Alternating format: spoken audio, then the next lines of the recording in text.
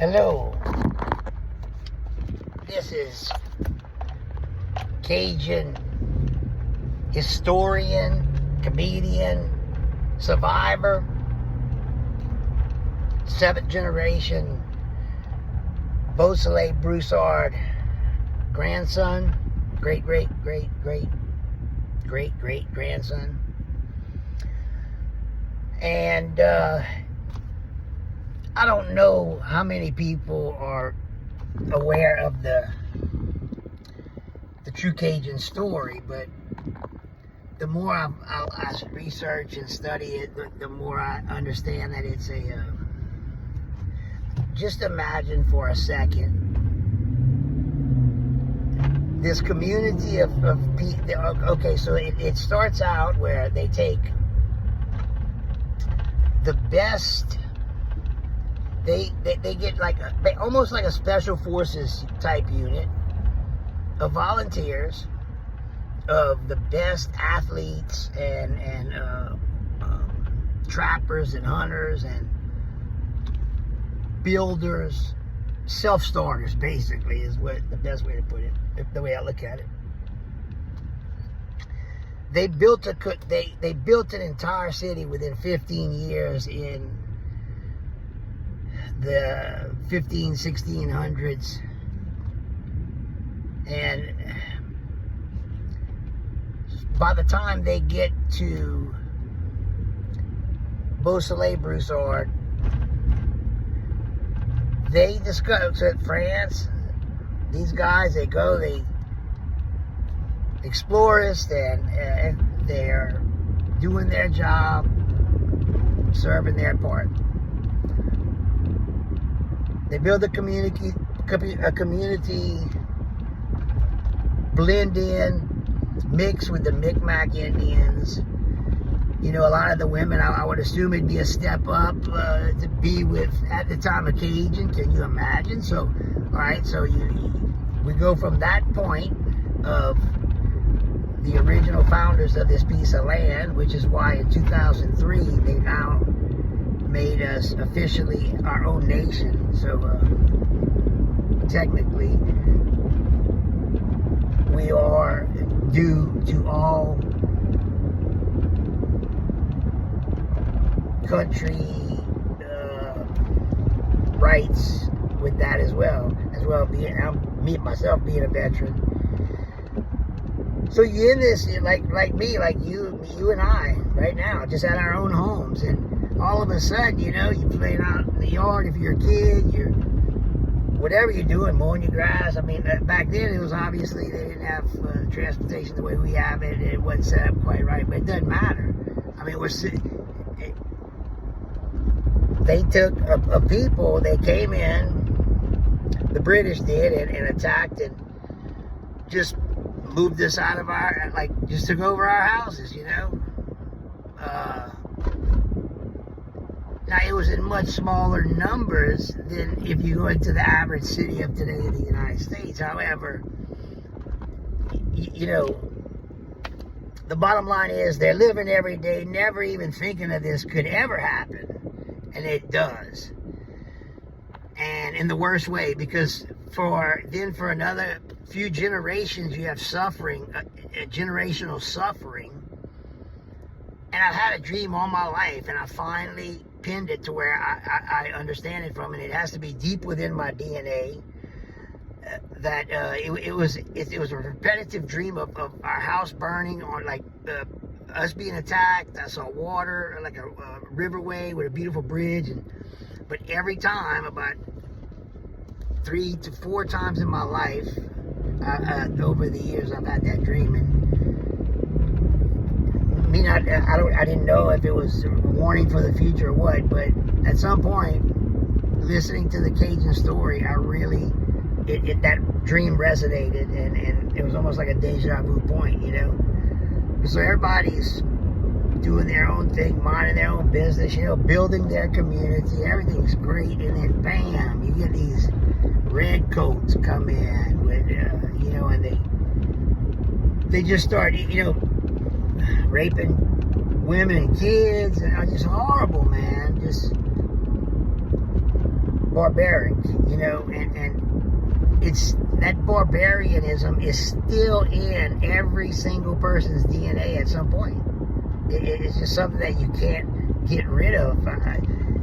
We've tamed it as much as we can over the years through sheer common sense of right and wrong. I mean, I think that today, as each generation, children are born with more and more knowledge just from their inheritance, I believe, you know, of their ancestry, of that DNA pool.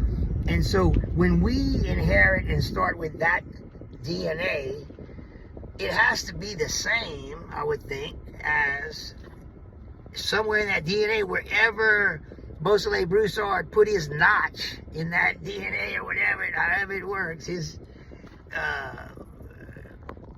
I got part of that, okay? Now, unfortunately, he was looked on as a thief, as a, you know, just as a terrorist of the time, because he was trying to fight for his people, who were originally French, and then they go back to France. So different people just getting deported all over, you know, boats. They talk about the separation of father and family more so than like mother and child, okay? However, what they did was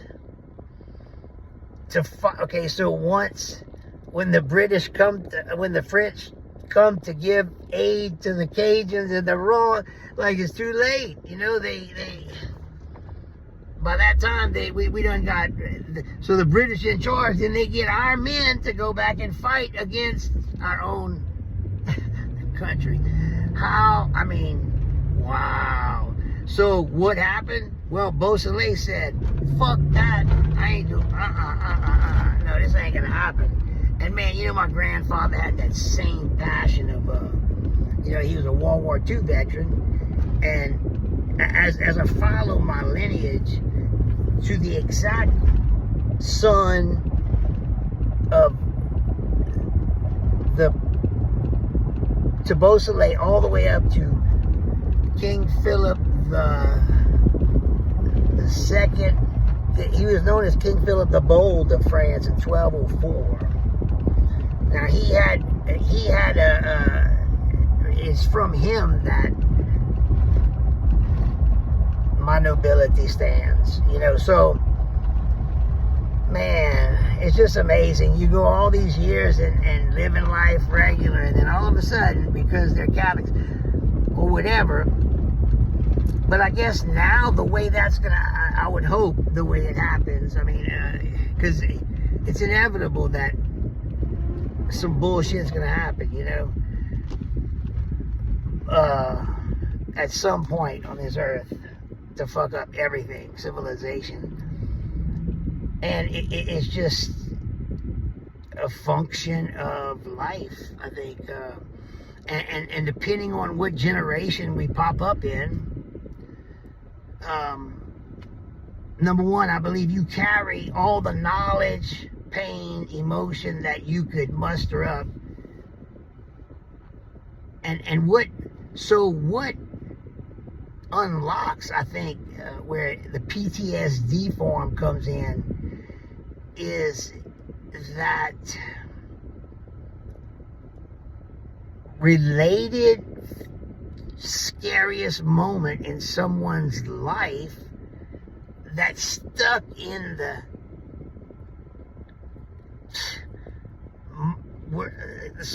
corner of something in your wherever, you know. But for whatever reason in this life, that little bitty speck of knowledge or whatever can be drawn up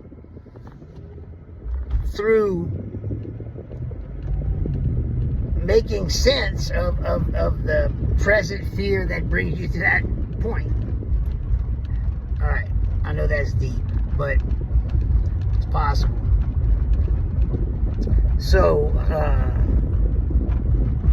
it makes me wonder, me being this far down the generational pool of my French, Canadian, American now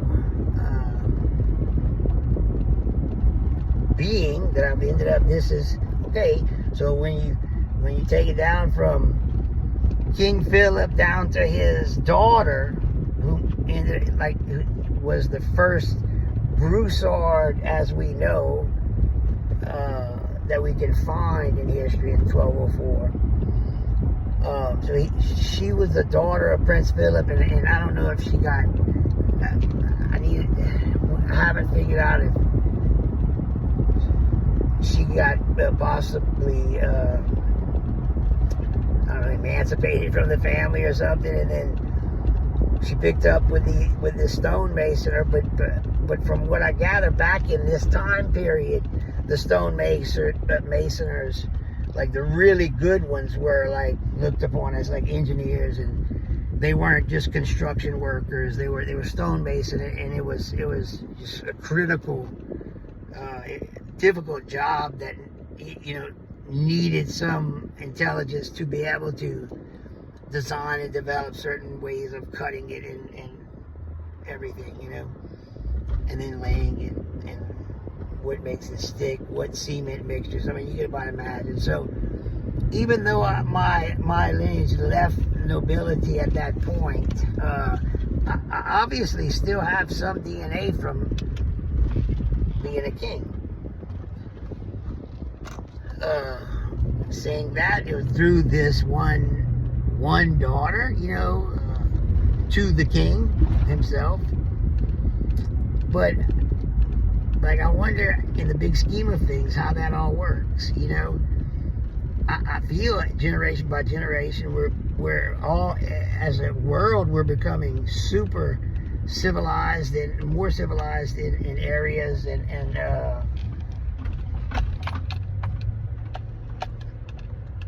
the politics of it all is so much broader now, and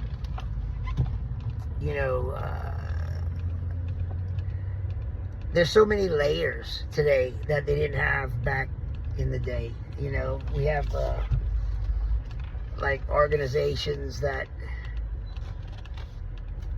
take care of so much, so many things that we don't think about on a day-to-day basis, but are crucial at some point to any catastrophe that may rip upon a community, be it a hurricane to wipe you out.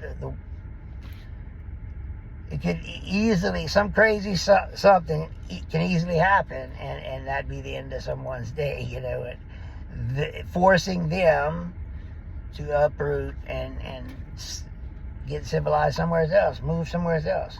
But back in the day, I mean, moving somewhere else, it wasn't as easy as today. Just go pick up trucks, and unfortunately, they didn't have access like that.